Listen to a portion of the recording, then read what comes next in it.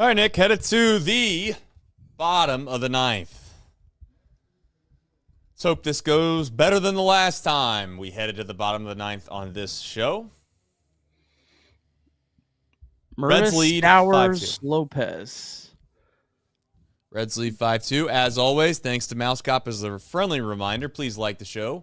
And also, if you are now jumping on after the game is already over and you do not like the fact that you got to sit through us talking about the ninth inning, that we do, might I remind you, after every single game, or in the ninth inning of every single game for the last 3 years, there are chapters on YouTube, and we very much would implore you to use those. You can click on the chapters, and you can then click on the actual post-game show, and you don't have to sit through all of this discussion about the game itself while the game is going on. Looks like we have Emilio Pagan coming in to try to close the door.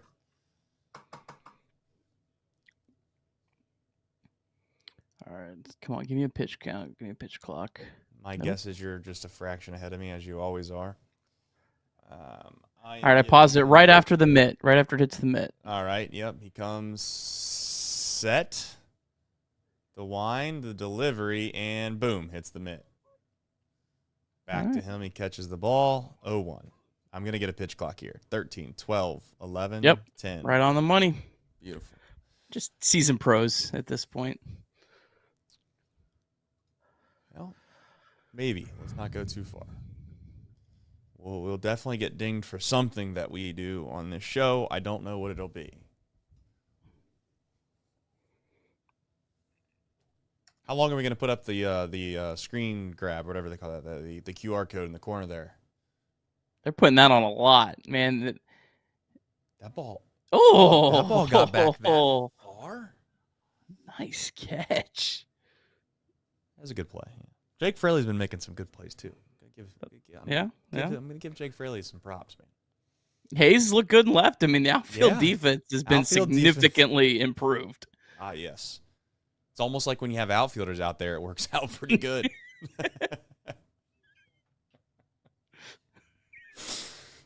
You know, you watch Nick Senzel long enough, and you watch you watch Gavin Lux and Steer.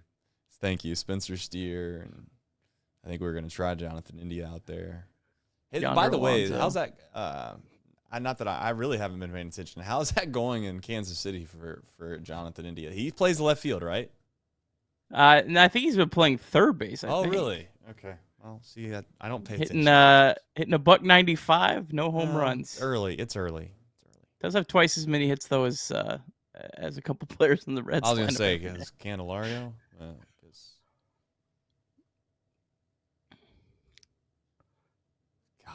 He has played. Oh, he has been playing. No, you're right. He's been playing 13 games at left field, 13 games at third base, 9 games at left field, 3 at DH. Has yet to play at second base. Gotcha. I know they have a second baseman, but kind of surprised he hasn't gotten even like a spot start there. All right. That's an out. All right. All right. Okay. All right. Here we go. That's 2 of them. 2. You can let the outfielders know. They already know because they're the ones that catch the ball. It's a weird game, isn't it? Come on, Emilio. Let's make this really smooth, nice and simple.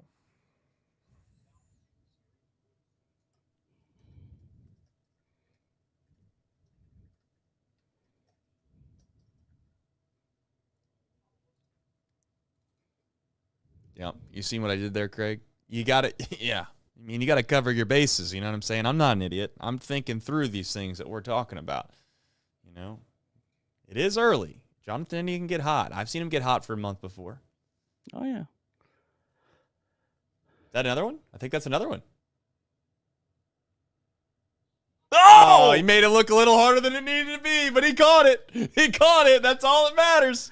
That's all that matters. Doesn't matter how you catch it. You just got to catch it, baby. I mean, he made that look like an absolute hero play.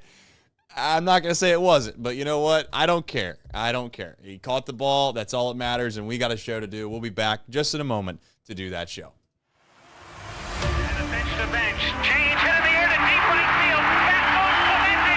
It's a save.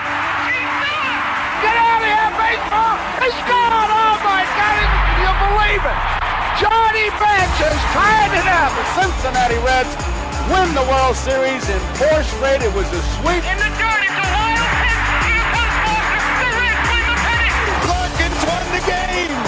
That ball is fair. Cincinnati's ahead. 2 games to none. Welcome Joe Randa to Cincinnati.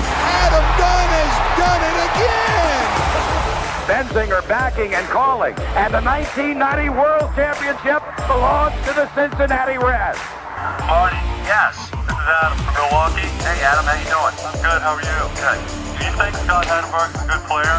Dunn up there with the bases loaded, the outfield deep and around toward right, and the 1-0 on the way to the plate. Swung on, long drive, right field, and this one belongs to the Reds. And a high drive. Hit back into deep right field. Junior has just knocked the door down to the 500 club. Benson's first home run is a walk-off winner. That ball had a family. And De La Cruz is, oh my goodness, look at this kid run. My, oh my, that is a triple. Matt McClain's first big league bomb. Spencer Steer's first big league hit is a home run to straightaway center field. Joey Votto's done it again. The pitch. Votto swings high in the air. Right field. Yes! He pointed to the dugout to say, I told you. That is Joey Votto's 315th career go-ahead ribby. Only Johnny Bench had more as a Red. And I can't tell you how much it means to play in front of everyone here in Cincinnati as a Red. What a gift. What a tremendous gift. So thank you. Thank you. I think I can speak for all of Reds country. Joey Votto, thank you. High drive. Left center field. Racing back to the wall. Bourgeois. The Reds are National League Central Division champions. In the air, left center field. Did he? He did! He did! Red win! Win! Line to the right field. Genius, the first Red ever. With 4 home runs in a game. Can you believe it? In the air, down the right field line. Does it have a chance? The Reds have won on a 3-run home run on opening day by Ramon Hernandez. A strike away and out away is Homer Bailey. Ground ball to third. Frazier gloves. Throw to first, and Homer Bailey, for the second time in his major league career, has tossed a no-hitter. Oh, gosh. Are you kidding me? Holy Moses, the second player in major league history to hit 7 home runs in the first 10 games. In the air, and the Reds win. What a dream beginning to a career of Jay Bruce.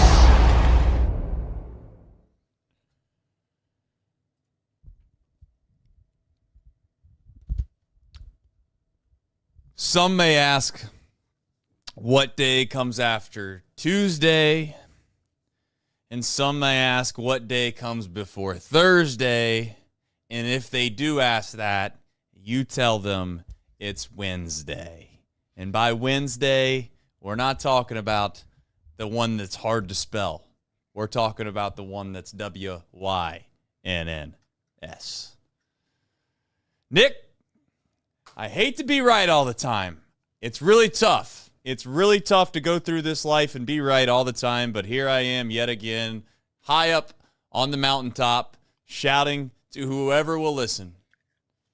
This guy, he is that guy. And until he proves otherwise, he's going to be my guy. Nick, welcome to the show. Reds win 5-2 on a day game special. Heading to Colorado in a relatively brighter note than what we might have thought before. Yeah, just really great to see Austin Wynns continuing to produce for the Cincinnati Reds. Look, this is great. I mean, this is what makes baseball unique, because every year there's some player that goes on one of these runs that no one saw coming, except for you, Trace, of course. Except for you. Always been an Austin Wynns believer since the spring training game. Yeah, since the spring training game when he absolutely was nuking baseballs against the Los Angeles Dodgers. That's when. But no, you see this every year and you can't predict it. And you know what? Like, for a team with a small margin, I mean, who knows? This could be what gets the Reds over the hump this year. Is however long Austin Wynns is able to ride this out. I'm enjoying it. It's certainly been a lot of fun to watch. I only have one problem, Nick. I really, like I said before, I am going to get an Austin Wynns jersey. I go to look these prices up on jerseys. I cannot believe the prices that I'm looking at for a baseball jersey. I'm a guy that traditionally likes to get the legit kind, you know. I don't want to get the kind that is a little bit off. Currently, if you want the jersey with the running red leg patch on the sleeve, which is like the one that they wear, $420. That can't be right. But here we are. You could get one without the patch for $150, which I guess that's probably where I'll have to go. Maybe I'll start digging around. Maybe I'll start pleading my cases to the masses of asking anybody, can we get an Austin Wynns jersey? And if I can, I'm going to tell you right now, there is nothing that I would be more proud to do than wear it every single Wednesday for the entirety of the 2025 season, because he's earned it. Regardless, he's earned it. He's going to have more hits than Candelario will by the All-Star break at this point. I mean, somebody want to bet me on that? You might not. Anyway, we'll do the ritual. We got the box score recap, but before we get to that, I do want to get to some supers here, get that out of the way. Daniel Myers just wanted to add here, if Candy and or Steer are on this team when Ty Steve comes back, this team is a joke. Daniel Myers, great show. I would also say we did win 5-2. Let's keep that in mind. Big Red Machine, I've always said I love the Big Red Machine.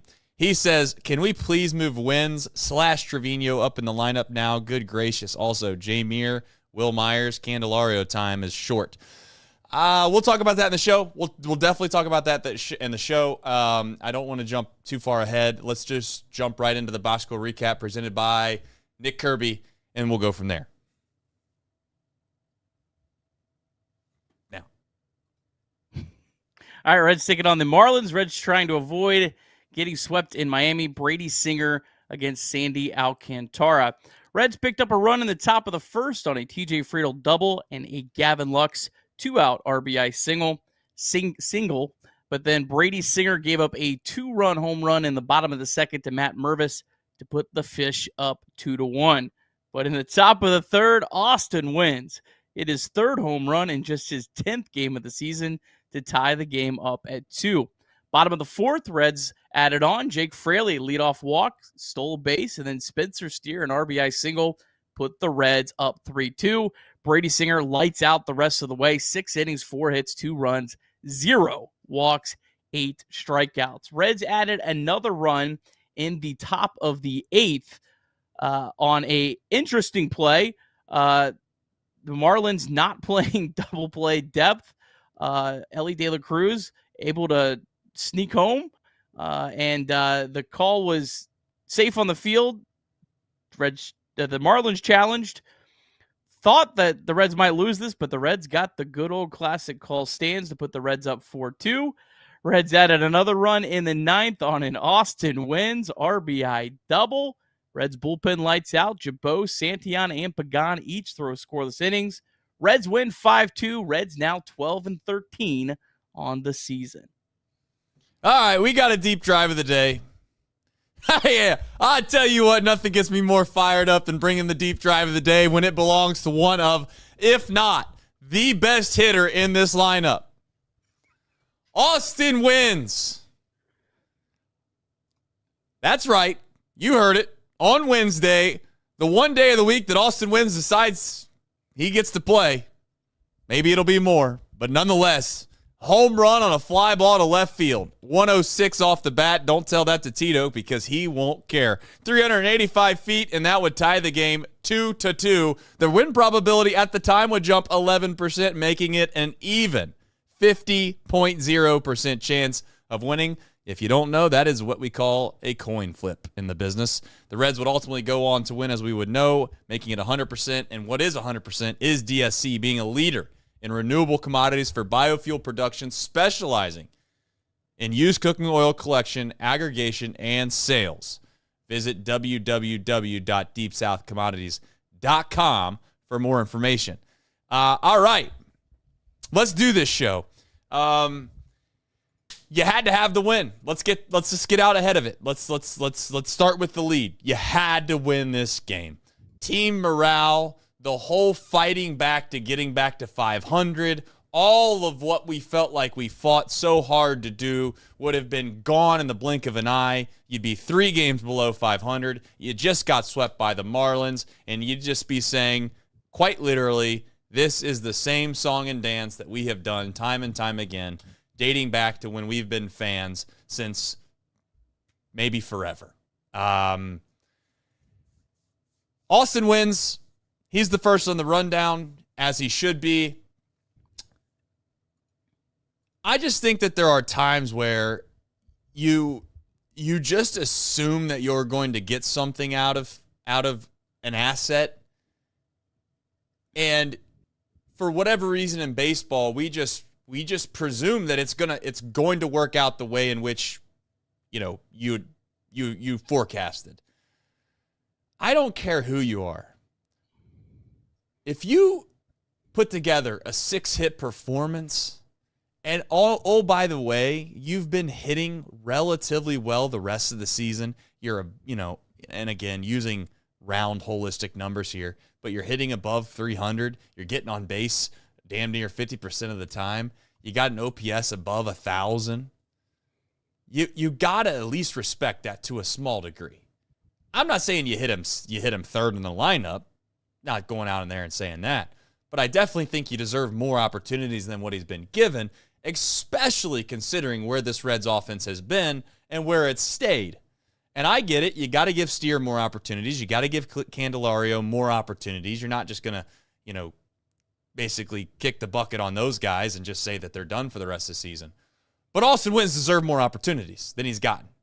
And I'm hopeful that he continues to get them. And here's the thing. To be very clear, it's okay if he's going to cool off. It's okay if he cools off, but let's at least give him the opportunity to cool off. Like, let's not in the middle of him hitting 5 or 6 threes in a row, send a sub to the table and bring him out. That's where I'm at with it. And I don't know what needs to be done next, Nick, to kind of give him more opportunities. I'd start with, as I've said before, I might look like an idiot for saying this. I'd start with at least considering DHing him. It would be at least a consideration. And I know that you're not down for that. And maybe Tito's doing it perfectly right, and that's why Wynns is playing so well, is because he's putting him in the lineup at the perfect time every single time. But I guess we'll start with that. Candelario on the back half, because if he's not, in a weird way, Austin Wynns and Candelario are like they're on the same rundown graphic here for me. What he's doing is incredible. I still think I'm riding with Candelario or Steer, even as down as I've been on them in Colorado. I mean, it's a great opportunity for those guys to get going. You're the guy that laughs at Noah when he's building the ark, right? Yes. I am laughing at Noah right now. Yeah, you're kind of like the guy that's like, this isn't going to happen. It's too unlikely. It's not realistic. There's no way this guy can keep doing it and doing it and doing it. And there he goes. There goes Wynns. Similar to, I don't want to go too far with this. It's maybe a little sacrilegious, but there goes Wynns. He's just building the ark, and the next thing you know, it starts to rain, and he's starting to look more like he's that guy. But I could be wrong. We'll see. Yeah, to be honest, people probably hate this, I would maybe be more open to him starting Friday night at catcher over Trevino, even as good as Trevino's been. I think that would be maybe where, if you want to ride the hot hand, that's where I don't think you're losing as much. But I'm not playing him over one of those other guys in Colorado. This is a perfect opportunity for those guys to have a get-right weekend. I mean, we've seen games in Colorado. Phil Irvin had 5 hits in Colorado, or maybe 6 hits. I don't know. It was a lot of hits in a game. So I'm playing those guys. You need those guys. I don't think your chances of winning are better with Austin Wynns, and I think it's better for those guys long term. So crush me just like you did last year when I said that Rhys Hines wasn't going to last.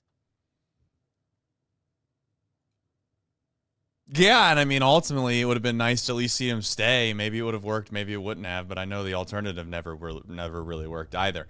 What's funny about some of the takes that you've had, many of them, I will openly admit, are correct if you give them a long enough pathway to be correct.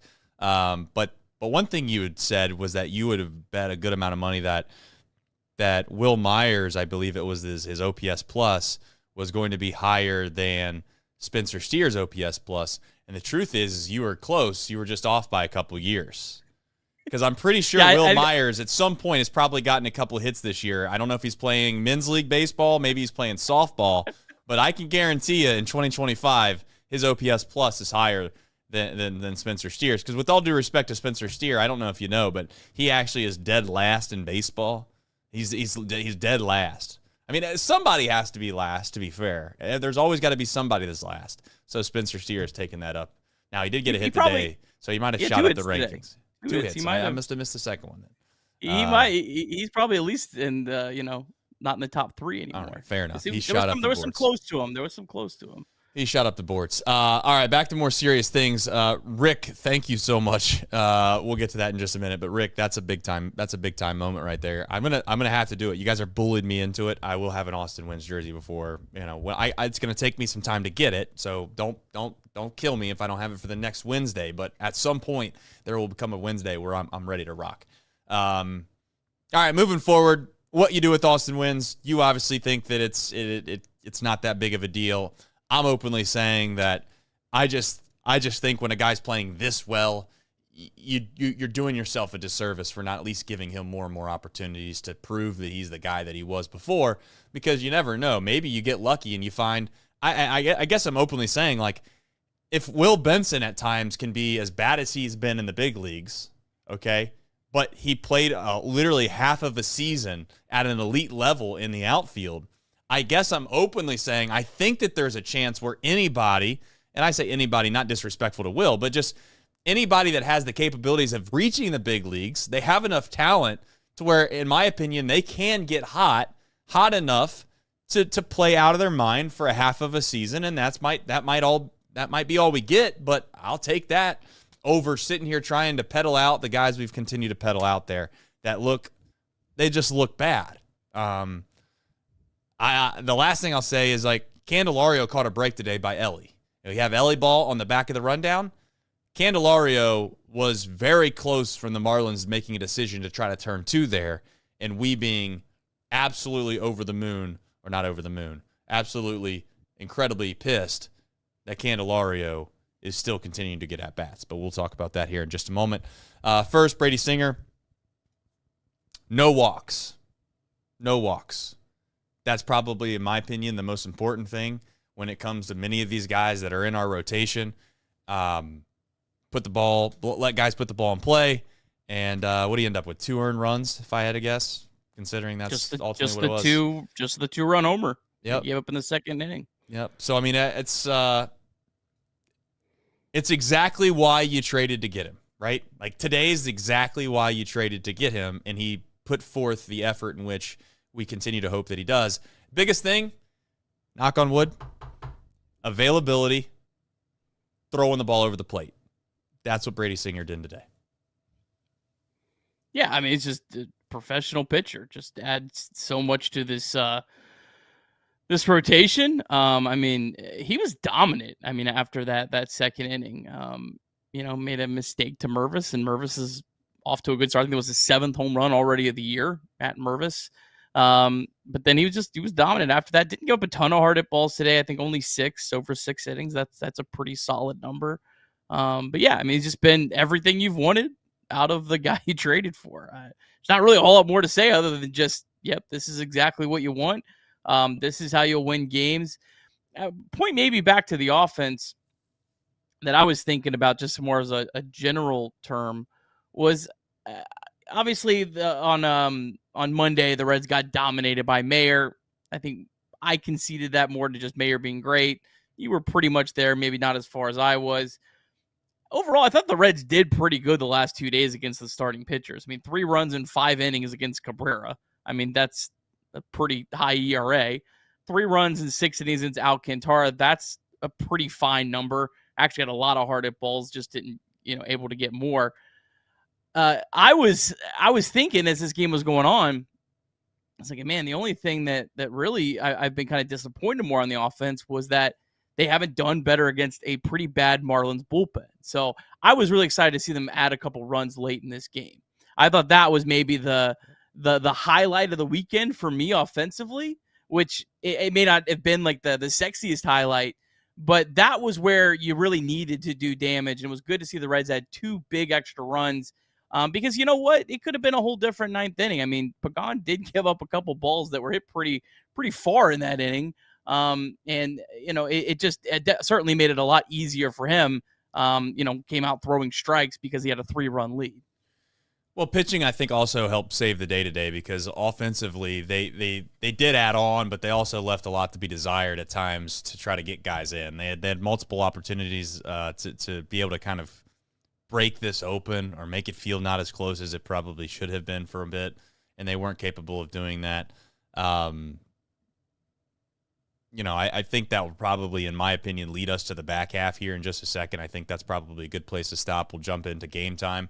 For those that are looking to possibly go to a game in the relatively near future, or maybe you're looking to go to a concert or anything that takes tickets, please consider downloading the Game Time app. It's the official ticketing partner of Chatterbox Reds.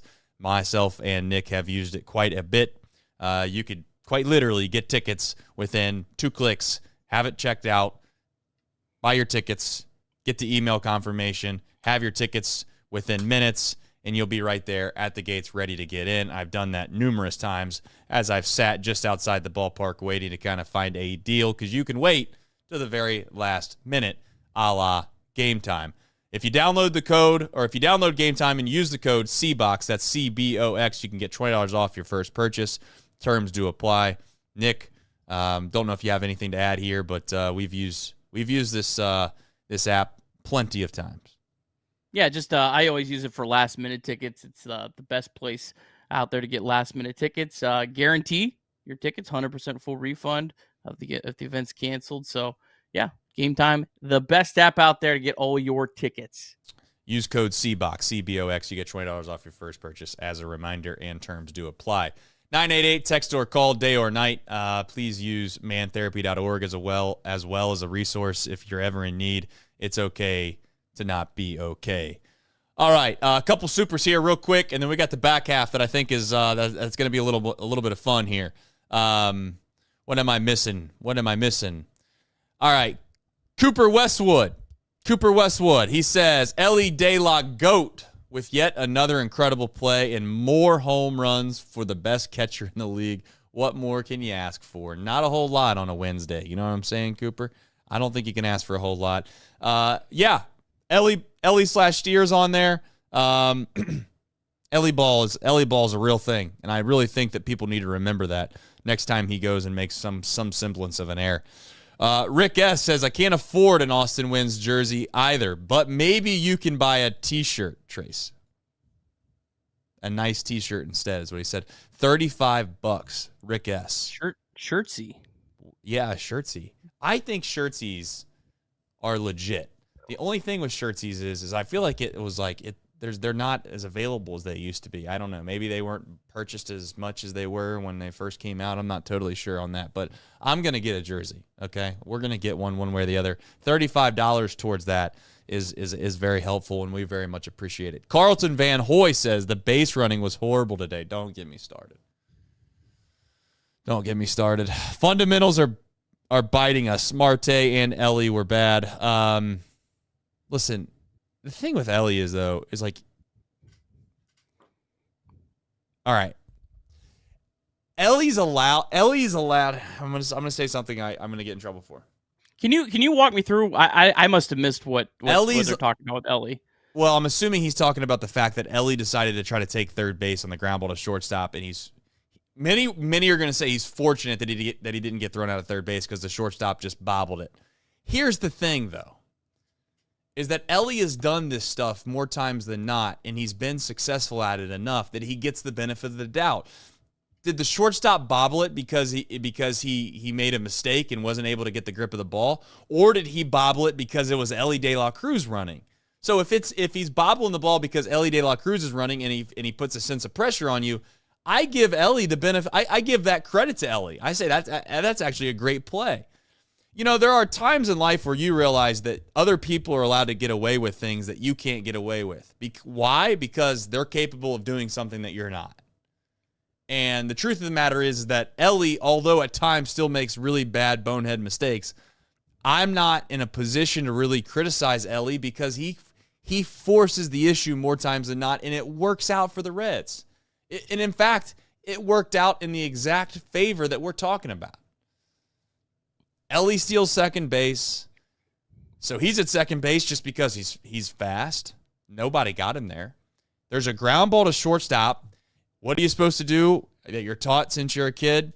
You don't run into an out. If you can beat the baseball to third base and the ball's behind you when you run, then you're probably good and you can get there. But if the ball's in front of you, you can't run. Well, Ellie did. And the shortstop bobbled the ball, and he threw the ball to first base as a result. Ellie gets to third base, and what happens? They bring the infield in. There's a ground ball to the second baseman. Why, for the life of me, he didn't try to turn two with Candelario running, I don't know. But he throws the ball home. It was a bang-bang play, and we finally got one, Nick. Like, we can sit here and complain next time we don't get a call or this, that, and the next. We got a call that looked like Ellie was out. If you had to bet on it, straight up, was he out? Probably out. But it was close enough to where you really couldn't 100% tell, so the call stood. Ellie earned a run on his own. So it's hard for me to sit here and criticize that. But Marte, I don't know, man. Just sometimes you just wonder what's going on. He rounds the bag at third, like, carelessly, and kudos to the guy at first base for the Marlins for seeing what's going on and making a throw to third base. I can't defend Marte for that, but that was pretty rough. I'm not sure. Even the Cowboy dropped a oh no. How about Ellie tied for the lead in stolen bases in Major League Baseball right now? Feels like he hasn't even broke a sweat stealing bases this year. That's really just incredible. Yeah, I mean, listen, he's going to be a guy that's going to be at the top of the list, if not the top of the list, every single year when it comes to stealing bags while he's young in his career. I'll tell you what it is. Ellie seems like the great employee that continues to do things over and over again at a relatively high level, and you start to take it for granted because you just forgot how hard it is to do the things that he's doing. It's like Ellie stealing that bag at second base is not. We just scoff. We just assume that it's supposed to happen because he's fast, but it's like that is a major asset that we need to appreciate. So anyway, Jay Tensel says the Reds are a fluke. What a horrible franchise. They are so past due for a uniform change. Noelve Marte will end up a Reds GOAT. My stepmom in 5. 1, 2, 3, 4, 5. Your stepmom. Jay Tensel. Well, I appreciate you supporting the show. I'll say that. Reds are a fluke. What a horrible franchise. Have you ever heard of the Big Red Machine, Jay Tensel? I'm glad I got you to laugh, Nick. Hopefully the people watching the show got that joke. If they didn't, that's fine. All right. Back to serious conversation. Please, in the chat, if I'm missing something Ellie did, and that's why we're upset at him, I don't know. I mean, maybe I'm missing something. But Ellie Ellie will never get enough credit for what he's capable of doing that is outside of just pure statistics,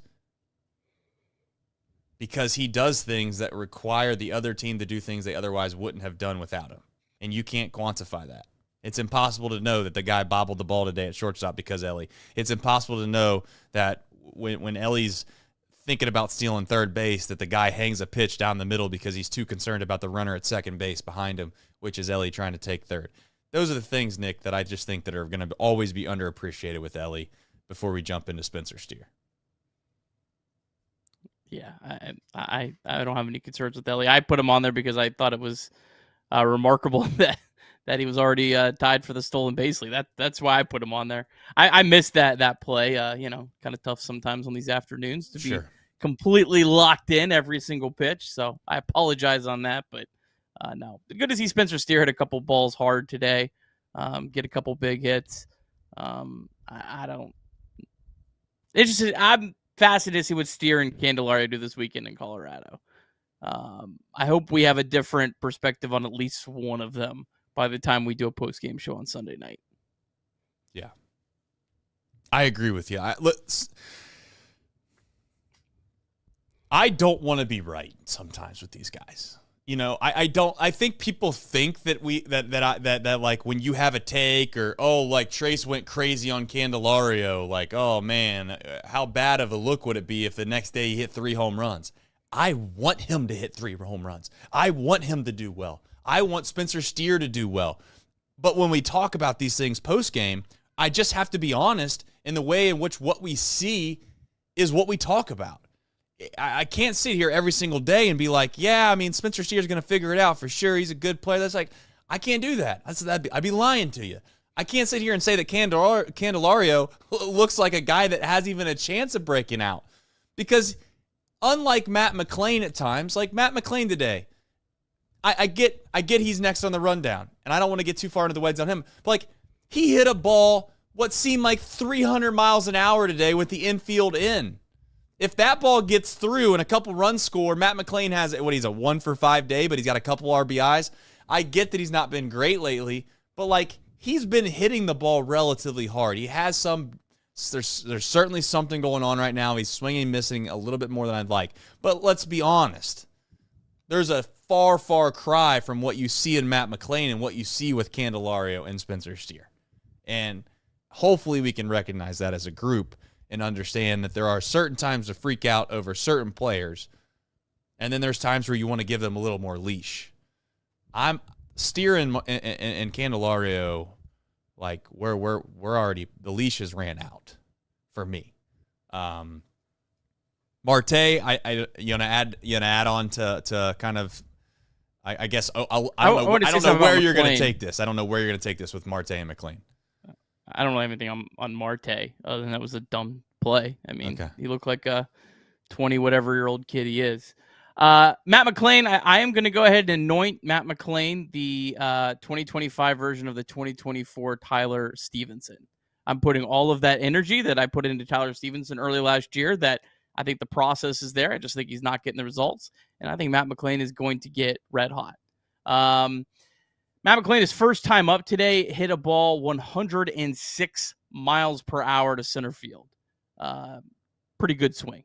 You do that consistently, you'll have good results. But his best at-bat of the day was in the top of the 5th. Runners on second and third. Matt McLain worked a 3-2 count, hit a ball 102.7 miles per hour right at the shortstop. Again, like, the process is there. Yes, he's had some at-bats, like you mentioned, where there's been a little too much swing and miss. McLain does swing and miss a little bit. Like, even when he's good, he still strikes out. Like, he's not like one of these super high contact guys. But he had a great at-bat in the top of the 5th. I thought Matt McLain's at-bat in the top of the 5th was the best at-bat of the game. He just didn't get the results, and sometimes that happens. But you keep doing that, he's going to be fine. I'm putting all of my energy. I'm buying all the Matt McLain stock there is right now. Yeah, if somebody wants to freak out and sell Matt McLain stock right now, we'll buy it. I'm not going to overly get concerned about things.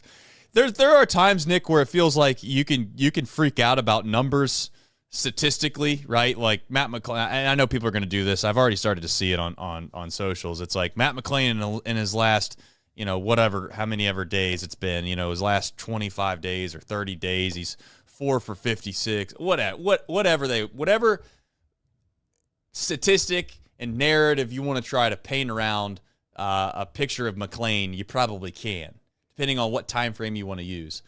The thing is, though, is like this is where I actually do like people that will do a little bit farther digging in the statistics and say, hey, what does Savant look like? Like what exactly does the barrel percentage, the exit velocity, your expected batting average, what do these things look like? Because that tells a little bit of a better story for guys that are struggling. I think at the end of the year, Nick, I'm all for using some traditional statistics to tell me how a guy did. Because more times than not, that paints a pretty good picture. What doesn't paint a good picture is like, hey, this guy's hitting 114 in his last 30 days. And it's like, but are you watching the games? Because if you're watching the games, you feel a lot differently about all this. The problem that I have, and I've continued to say is, because I know people are going to be like, well, did Candelario, I even see in the chat today, like, well, Candelario hit a ball hard. Okay. All right. He hit one ball hard. Well, it's like, come on. This is a completely different guy. It's a completely different expectation of what we're getting out of Candelario and what we were supposed to get out of Matt McClain. And the thing that sucks sometimes in this town, in my opinion, is we're expecting guys to probably be something that they're probably not supposed to be at this point in their career. And I'm not suggesting that you need to put kids' gloves on and treat these guys, like they're children. But I will say that Matt McClain, if you're expecting him to be an all-star type player and you're expecting him to basically be a 125 WRC plus type player at second base who also is a Gold Glove caliber second baseman, then I would say you're probably going to be disappointed. But that's not what we need him to be. What we do need to have happen, Nick, is we need the guys that we've spent 30% of this payroll on to start producing. That's what we need.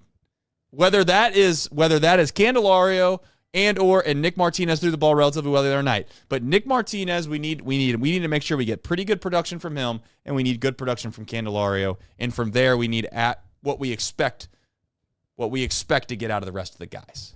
And Austin Wynns will cover the delta that we need to get to for the postseason. So, pinch hitting versus left-handed pitching, is that where we're going next? Oh yeah, baby. Oh yeah. So what you decided that you on the big one pregame show that you were going to say, hey, we might want to consider pinch hitting guys when there's lefty on lefty opportunities. Somehow that got through the grapevines at Great American Ballpark, got into the dugout. Not at Great American, I guess it's at Marlins Stadium. Got into the dugout, and then boom, today's the day they decided to do it. Yeah, I'm not going to try to track down the correlation on that, but no, it was good to see. It didn't exactly kind of sort of worked out. The Reds got a run in a very weird way, but look, it was a good spot to see. And I hope that last night, Francona, when he was, thinking about how the game went down, thinking about the two at-bats that we harped on last night with Lux and Fraley both hitting against a left-handed pitcher when they had a chance to blow the game open. Hoping there was a different tune with that today because the exact same spot happened again and went with the pinch hitters today. So I was very, very happy to see that. I still don't really understand why Santiago Espinal doesn't get used. I mean, Blake Dunn did come in and make two great plays, so maybe it was also, I'll give a little bit of the benefit of there was a double, I don't know. There was extra incentive to use Blake Dunn because you'd also bring him in to be a good defensive replacement late in the game. So I'll give that a little bit, but surprised Espinal isn't getting any sort of chance to hit in any of these spots against left-handed pitching. He just hit really well against lefties over the course of his entire career. That's a pretty big sample. Yeah, and maybe there's I don't know what the probables are, to be fair, in Colorado, but is there a chance that there's I'm throwing this out there blindly. I don't know the answer. Is there any chance that there's some probables in Colorado that will allow Espinal to start a couple games? And that's Friday's a lefty. They haven't officially announced, but Friday's a lefty, then righty, Saturday, Sunday. So maybe there's a chance where he thought, Blake Dunn's probably not really going to get a whole lot of action either. So let me give Blake Dunn an opportunity in this spot where I don't think the delta's that big anyways. And plus, on top of that, as you mentioned, it was a double reward to put Dunn in that spot because he's going to obviously be a defensive replacement that you want to have out there. So makes sense. And also, to be fair, Nick, like it's probably a wise decision because if you do decide to burn Espinal and then you decide to do a defensive replacement on top of that, you kind of get yourself in a spot where maybe, which I guess Espinal could stay in the game as well and become a defensive replacement, and you decide to replace Marte or something like that. I don't know, but it's hard to figure out sometimes exactly the decision-making process, but at the same time, they at least shown today that they're paying attention to some of that, which obviously is all we were asking for. All right, jumping forward here, we have Reds MILB. On a day like today, it's damn near impossible to have all that information probably at the drop of a hat, but there are start times and games. For those that are wondering if you would like to have all of that information available to you, please download the podcast. It's on quite literally every single platform that you could possibly think of, whether it be Spotify, Apple, Google, you name it, it's on there. Give us a rating and a review if you haven't already, and we appreciate you downloading the podcast. But for now, what do we have down on the farm, Nick? All right, we had 2 games go final already. We'll start off with AAA. Incredible pitchers duel. 2 top prospects. Chase Petty, Reds number 6 prospect. Cade Horton, Cubs number 2 ranked prospect. No score going into the 11th, so certainly delivered. And Will Benson hit a walk-off single in the bottom of the 11th. Good start to the season for the Bats. This is a affiliate of the Reds that has really not done well, but playing much better the last couple of years. They are 13-10 now. But Petty, 6 innings, 1 hit, no runs, 2 walks, 7 strikeouts. Petty now has a 3.52 ERA through 5 starts, 27 strikeouts, 9 walks for Petty. Fastball hit 98.2 miles per hour. Lyon Richardson got through 2 innings, and how about the 2 most difficult innings? Stranded the ghost runner in both the 10th and the 11th inning. So good stuff from him. And then just good stuff throughout the Bats bullpen. 3 underrated arms down there that are all pitching pretty well. Joe LaSorsa, Albert Abreu, and Lenny Torres Jr. all through scoreless innings.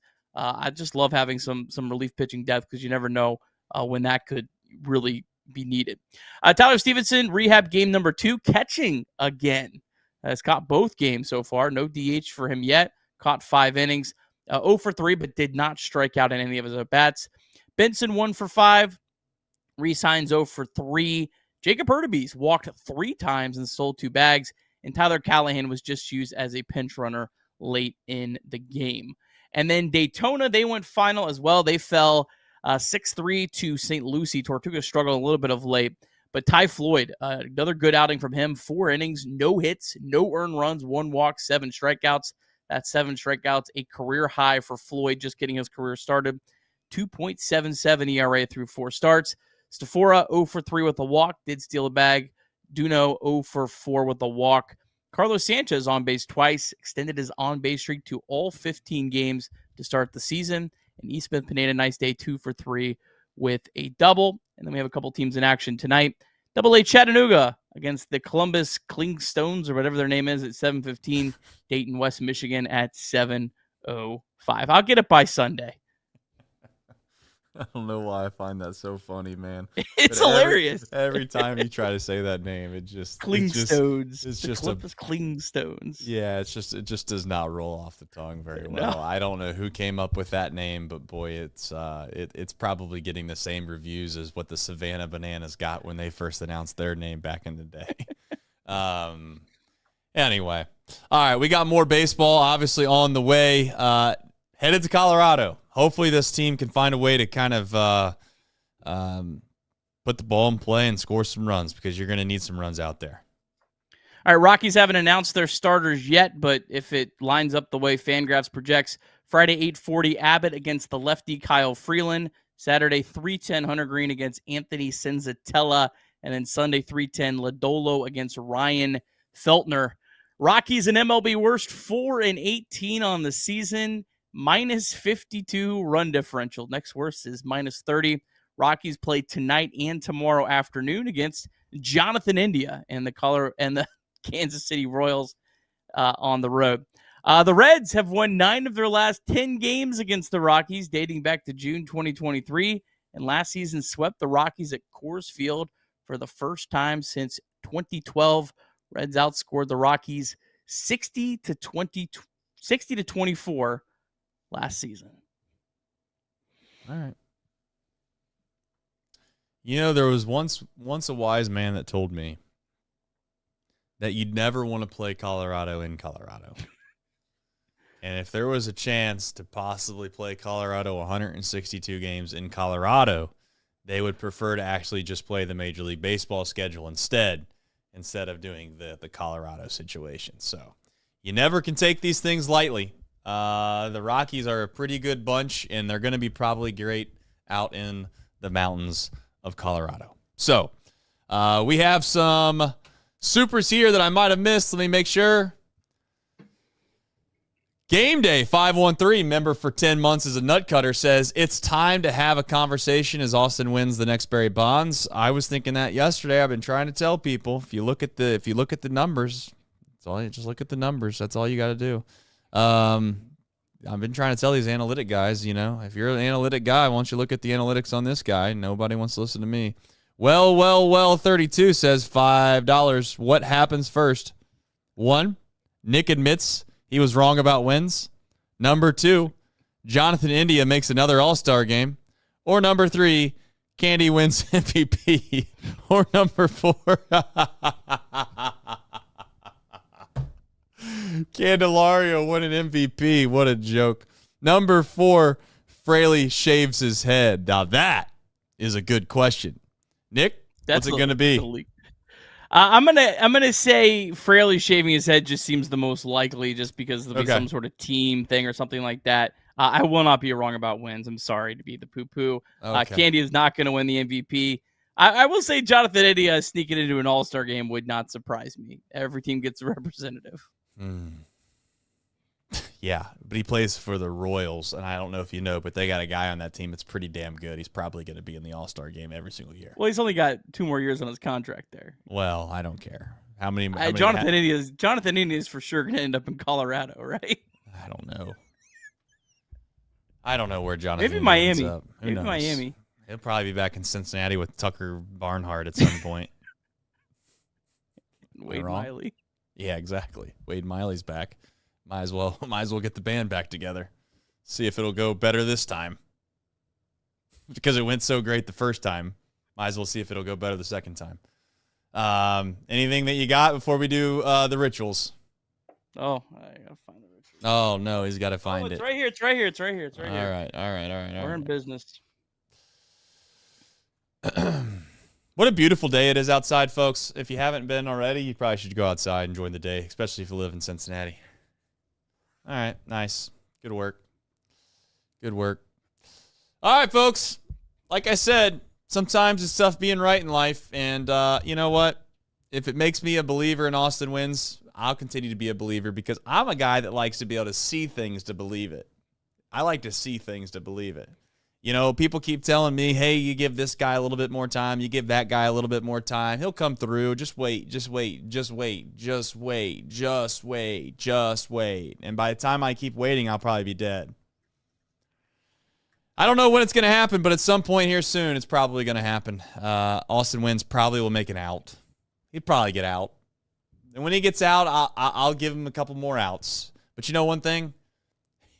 If you give him about 90 outs like some of these other guys, I can promise you this, he's going to have a little bit of a better production value than some of the others. So we shall find out when.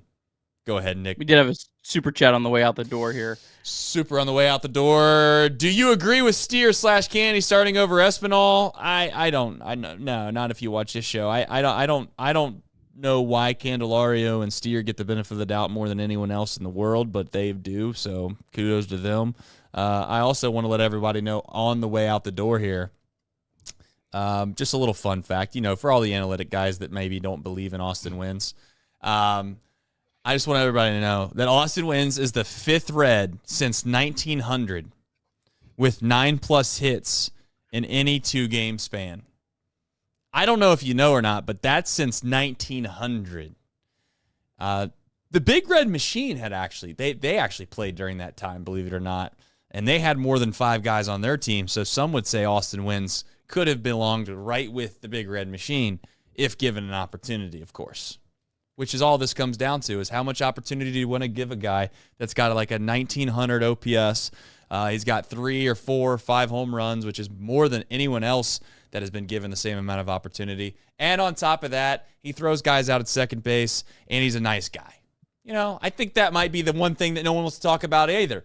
Pretty nice guy. I mean, how nice must you be to continue to sit behind guys that are this bad and just be grateful every time you get an opportunity? So grateful that, a lesser of a man would probably be throwing up the double birds all the way around the bases every single time he hits a home run when he gets one at bat every 2 weeks.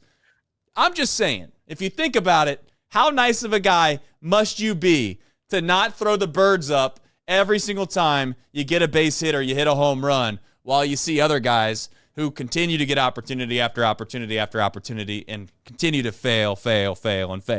I don't know. But I do know this. I'm hoping that he's going to find himself in the lineup the next time the Reds play. We shall see. We shall find out. But until then, I just want you to know. Do I get a chance to? Go ahead. Yeah. Well, you got a super? Go ahead. No, you didn't give me a chance to answer the super chat. Oh, I don't allowed to answer it. I mean, no, you're right. Maybe Max. Maybe Max only wanted you to answer. I don't know. No, I think he wanted you to answer it. Go ahead. I don't have an issue with Espinal not starting over Steer and Candelario. I had an issue when Marte wasn't up and they weren't playing him at third base. So, but with Marte up, I don't really have an issue. If there's no Marte and you're starting Candelario at third base, yes, then I have a problem. Because I think Espinal, most of his value is defensively. I don't really have an issue, though, him not getting DH spots. And I'm also not in favor of playing Marte at DH because I want him to play every day at third base, whether it's the big leagues, whether it's AAA.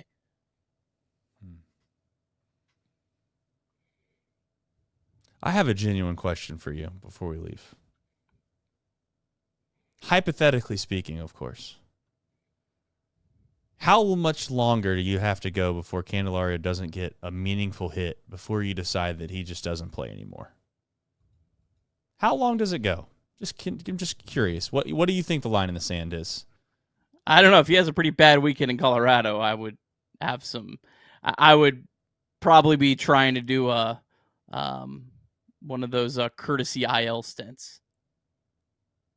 I think this is a good weekend. I mean, this is if you can't go to Colorado and have a decent series against the legendary Kyle Freeland, Anthony Senzatella, and Ryan Feltner in Coors Field, you might be cooked. So yeah, no, I think this is a very big weekend for Candelario and Steer. Steer maybe gets a little bit longer of a leash because he did have 2 hits today. But yeah, if we get to Sunday night and those guys look like complete, then yeah, I mean, I think that there needs to be a very, very serious conversation about who's on the roster on Monday, April 28th at home against the St. Louis Cardinals. Fair. All right, final super chat of the night. Any super chats after this, unfortunately, I'm just not going to get to because we got to wrap this show up. Jay Tinsel says, Votto's better than Larkin. Change my mind. I am not going to try to change your mind on that. The one thing that I've noticed over the years, or the one thing that I've learned over the years, is that when you try to compare 2 great players, ultimately what always ends up happening is you demean one of them. Whether you're trying to do it or whether you don't mean to do it, you're always demeaning one of them. You're trying to put the other one down to prop the other one up, or you're trying to at least showcase why you think one is better than the other. And no one ever looks at that as you propping up the one guy. Everyone always looks at it as you're knocking down the other guy. So I don't really do those debates. I don't really like those debates. They're both great players. I would openly say that the bar is not very high for Joey Votto to be a better broadcaster. So already is. So I mean, It's pretty early though, Nick. I mean, he's only got a couple times in the booth. To be fair. I mean, I've seen enough. I mean, if Okay. you can see enough on Austin Wynns, I can certainly see enough of Joey Votto, the broadcast. Yeah, how's this work? I was like, yeah, that doesn't really work. I mean, all right. I'm glad you've seen that yourself. All right, fair enough. All right, folks, it's time. I'm going to go ahead and I'm going to try to be an athlete. And I just want to say one last time to everybody, very much thank you for watching this show and appreciate you guys for being loyal supporters of us. And your messages on X, your messages on socials, your positive engagement inside the chat, the comments on YouTube after the fact, the messages we get from time to time that are nice and encouraging are very much appreciated. We watch every game for the most part, and we're here after every single one of them, and we're through the thick and thin with all of you, and we very much appreciate it. So, without further ado, it's time to dunk a basketball. I don't know if it's going to be a good dunk, but I do know this.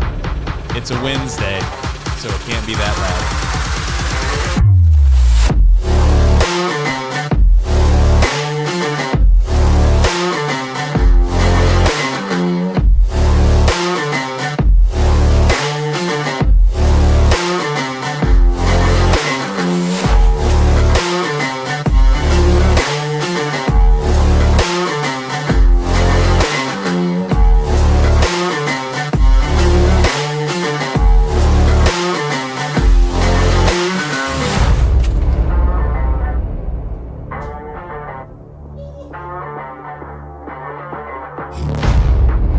I don't know if you've seen that or not, but that is what you call an athlete.